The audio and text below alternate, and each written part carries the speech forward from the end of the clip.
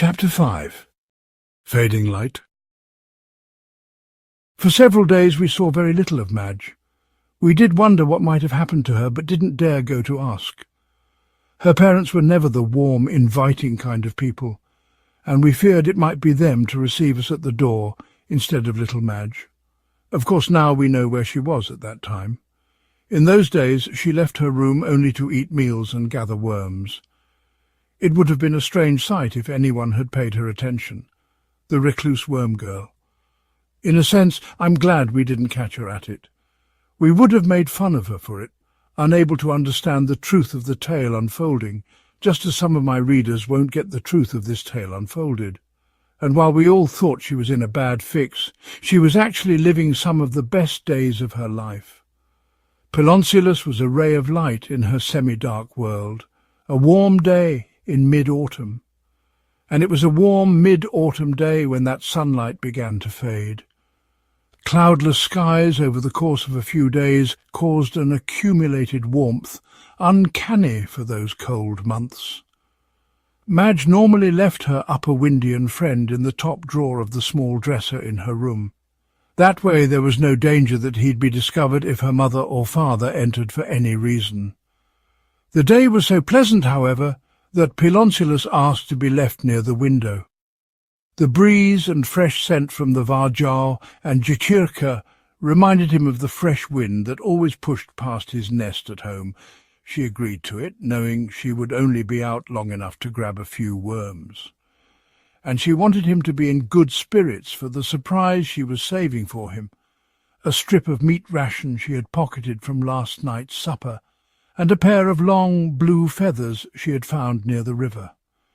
The meat, she thought, would be a welcome change in diet after several days of only worm. The feathers might remind him of home. Perhaps his thousands of years-old mother's pinions lined the nest where he was hatched and raised. She imagined the baby Ophinicus in his upper wind nest for 7 entire years. Boredom was her first thought, but he had mentioned that there was no boredom or loneliness there. She considered what it would be like to live in an egg for so long, waiting and listening without being able to say a word. Perhaps his 50 years as an egg was what made him so wise. The wisest people, after all, were those who first learned to listen. Her second thought was fear. He was so helpless, and it seemed risky having to be mouse-sized for years and years. Danger wasn't the same in the upper wind either, she supposed. But he had fallen into lower wind, and here in lower wind things were different. Just then, the thought still echoing in her mind, she looked over her shoulder at the window of the room where she had left him. A pale cat with discoloured tufts stalked along the roof. It sniffed at the sill and dropped down into her room. "No, stop!" she cried, sprinting back toward the house. "Stop, stop, Pilo!" The cat was still inside when Madge burst in.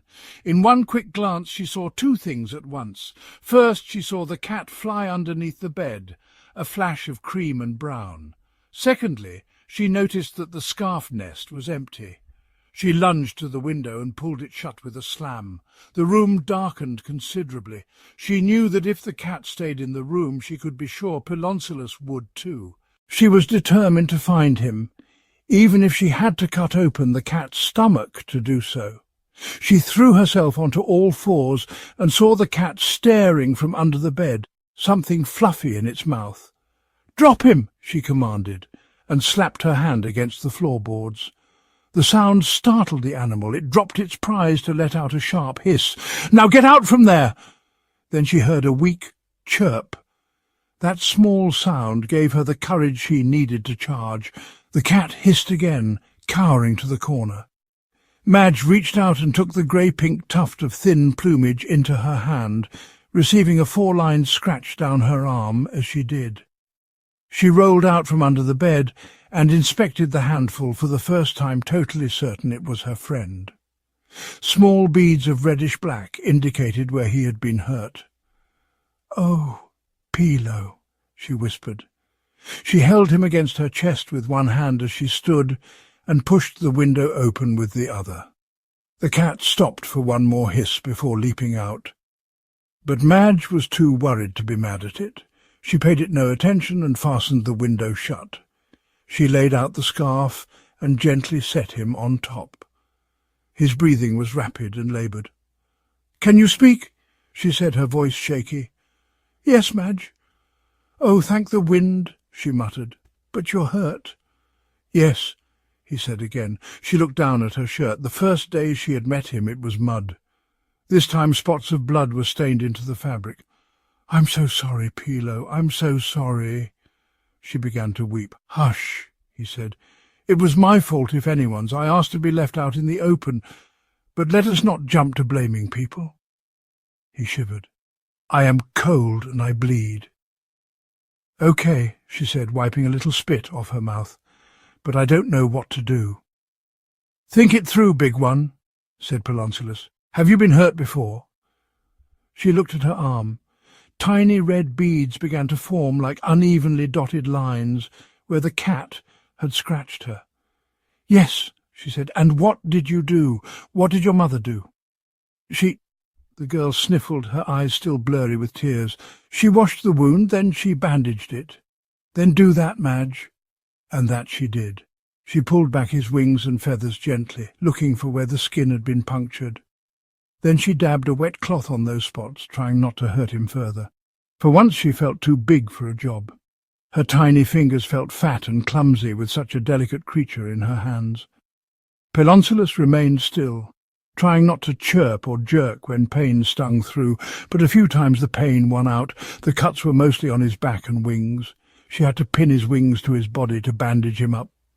"Well done, Madge," he had said before falling asleep in her lap. Madge put her hands around him to keep him warm.